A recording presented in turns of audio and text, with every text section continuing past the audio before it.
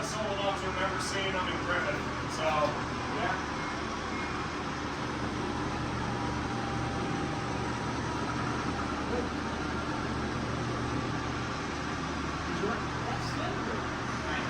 Yeah. Union Station? Yeah. Not really, it's inspired by them. Yeah.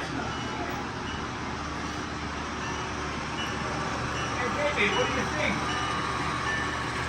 Baby, what do you think? Great.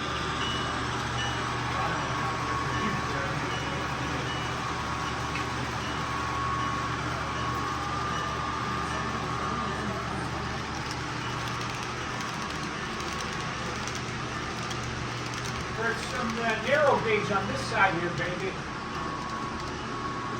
Yeah, here too. Sorry, I'm not trying to sweat you here, but That's all right. that's Oh, our okay. that's our sweatshirt. Yeah, I wouldn't. I certainly don't know anything about it, but it's. Yeah, it's an interesting piece. Is it got electric drive or not? Yep, she's diesel electric. It is something else.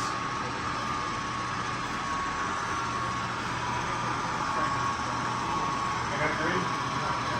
Okay. Yeah, I want